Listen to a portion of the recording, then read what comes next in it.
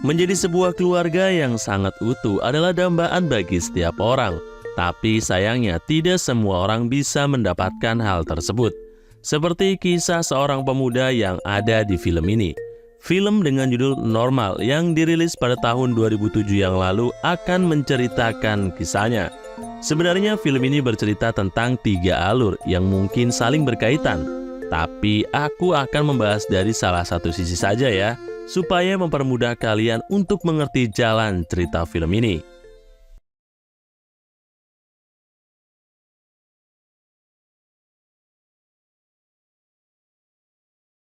Jadi, ada seorang pemuda bernama Jordi. Hampir 3 tahun lamanya, Jordi berada di penjara karena melakukan sebuah kejahatan yang membuat dirinya harus mempertanggungjawabkan perbuatannya.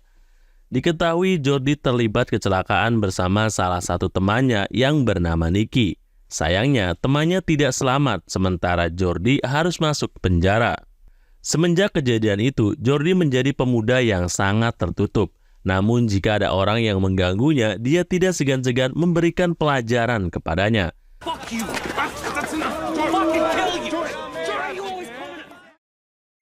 Sampailah hari yang ditunggu-tunggu telah tiba. Jordan dibebaskan dari penjara karena sudah menjalani hukumannya.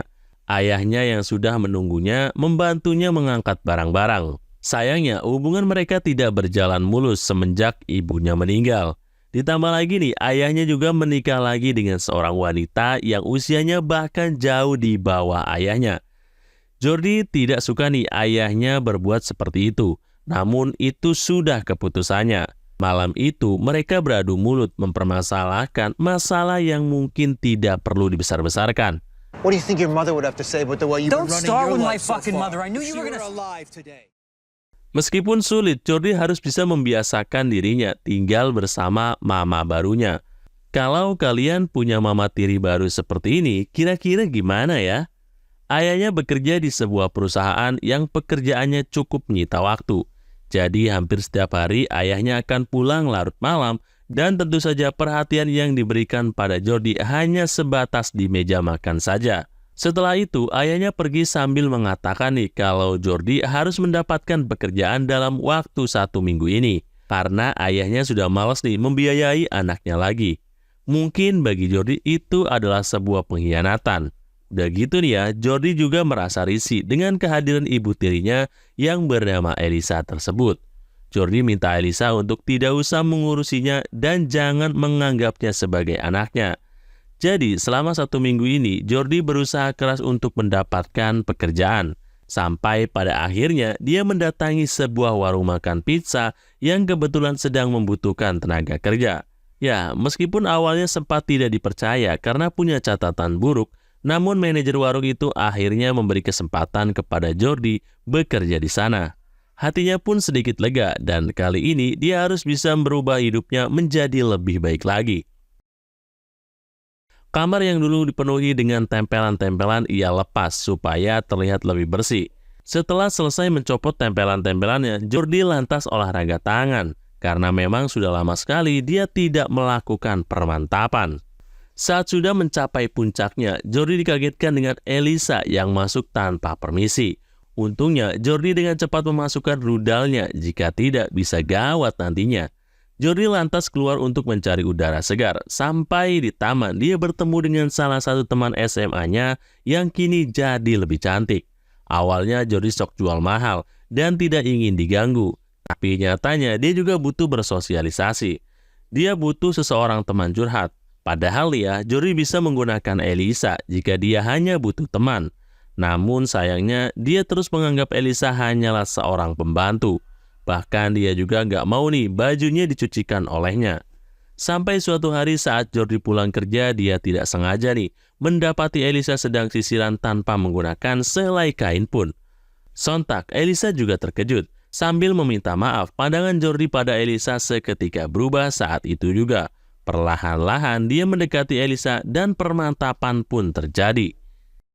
Sayangnya, kebersamaan mereka tidak bisa lama-lama karena ayahnya secara mengejutkan pulang lebih awal.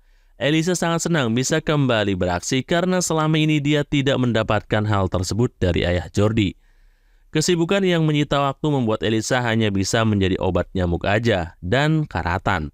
Jordi mulai mengenal dan mulai bersimpati kepada Elisa. Sampai suatu hari saat di tempat kerja Jordi kedatangan teman wanitanya lagi yang bernama Melissa. Ya, Melissa, bukan Elisa. Melissa terkejut kalau ternyata Jordi bekerja di sana. Pertemuan mereka hari itu mungkin membuat keadaan semakin rumit. Melissa ingin sekali nih mengajak Jordi jalan-jalan dan pergi ke pesta yang akan diadakan malam ini. Entah Jordi bisa apa enggak ya. Yang jelas dia masih belum bisa memastikan ajakan Melissa. Percakapannya dengan Melissa yang itu bahkan membuat beberapa pelanggannya harus antri.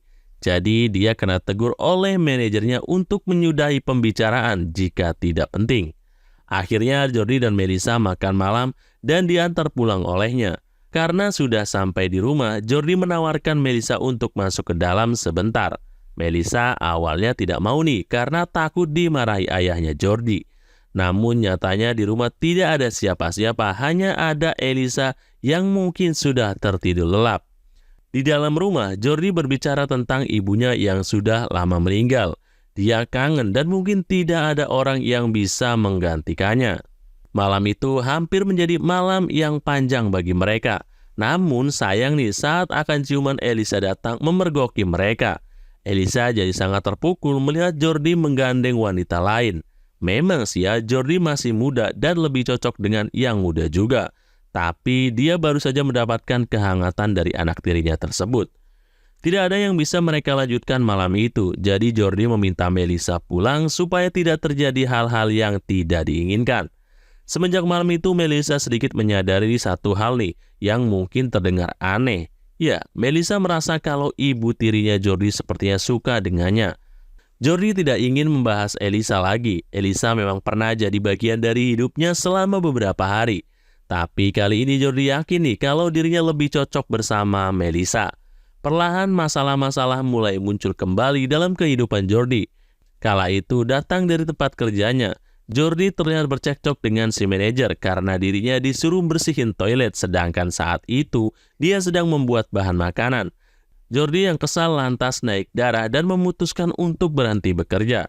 Tidak hanya itu, saat dia pulang dia buru-buru begitu saja dan pergi bersama Melissa. Elisa yang melihat hal itu lantas mencoba mencari tahu apa yang sebenarnya terjadi padanya. Mengapa akhir-akhir ini Jordi tidak pernah lagi menyentuhnya atau bahkan berbicara lagi dengannya. Sayang, semua usahanya sia-sia. Jordi mungkin menjadi pribadi nyebelin seperti itu bisa aja karena masa lalunya yang kelam. Salah satunya tidak sengaja menghilangkan nyawa sahabatnya yang terlibat kecelakaan. Demi bisa menebus rasa bersalahnya, dia menghubungi ibu Niki sambil mengutarakan unek-unek yang selama ini ia simpan. Thought you were gonna hate me. It happened so fast. The way that I thought I did. Even if you could, you wouldn't know how. Jordi merasa yang terjadi pada Niki adalah salahnya. Seandainya aja nih, dia tidak kebut-kebutan mungkin sahabatnya itu masih di sini. Namun semua itu sudah menjadi takdir. Ibu Niki tidak menyalahkan siapapun. Yang terjadi, biarlah terjadi. Setelahnya dari sana Jordi melihat Elisa duduk di depan rumah dengan muka lebam dan ada sedikit darah di bibirnya. Jordi bertanya apa yang terjadi. Lalu tak lama ayahnya muncul sambil memukul Jordi karena sudah berani dekat-dekat dengan ibu tirinya. Ayahnya tahu apa yang dilakukan Jordi bersama Elisa. Ya, Elisa terpaksa menceritakan apa yang terjadi. Perkelahian di antara Jordi dan ayahnya malam itu sangat intens. Ayah Jordi yang mendapat pukulan dari Jordi lantas tidak sanggup lagi dan dibawa ke rumah sakit oleh Elisa. Sementara Jordi kabur bersama Melissa naik bus entah pergi kemana. Setelah malam ini mungkin Jordi tidak akan pernah pulang ke rumah lagi. Dan hubungannya dengan ayahnya mungkin sudah selesai. Begitu juga dengan alur film ini. Itulah tadi alur cerita film normal. Jika kalian suka dengan video ini, jangan lupa tinggalkan komen dan like. Dan tentunya untuk subscribe. Sampai bertemu di alur film video berikutnya.